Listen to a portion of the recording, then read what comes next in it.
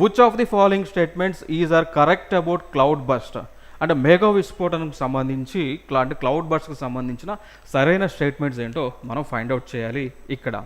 So statement 1లో ఇచ్చారు, they are always associated with thunders and lightning.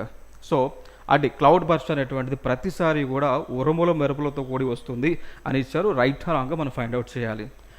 Second statement, they typically last for several hours. అంటే జనరల్గా ఇవి సాధారణంగా చాలా గంటలు ఉంటాయి అని ఒక స్టేట్మెంట్ ఇచ్చారు. అవునా కాదా మనం ఫైండ్ అవుట్ చేయాలి. తర్వాత they can cause flash floods and land slides.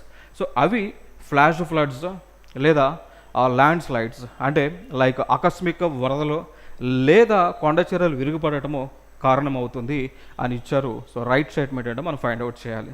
So తెలిసిన వారు కామెంట్ బాక్స్లో కామెంట్ చేయండి ఆన్సర్ని.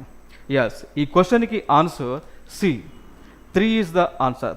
ఓకే, ఎందుకు అంటే ఇక్కడ క్లౌడ్ బర్స్ట్ అనేటువంటిది ఖచ్చితంగా ఉరుములు మెరుపులు రావాల్సినటువంటి లేకుండా కూడా వస్తుంది కాబట్టి 1 స్టేట్మెంట్ తప్పు ఇక్కడ.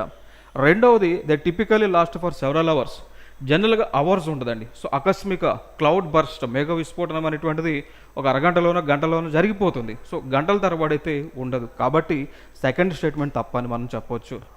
మూడవ statement, they can cause flash floods and land slides. So ఖచ్చితంగా ఇక మేఘ విస్ఫోటనం ద్వారా కొండ చర్యలు విరిగిపడటమో ఆకస్మిక వరదలు అనేటువంటివి రావడం జరుగుతుంది కాబట్టి సో 3 అనేటువంటిది మనం రైట్గా చెప్పుకోవచ్చు. సో కాబట్టి ఈ క్వశ్చన్కి answer we can go for C.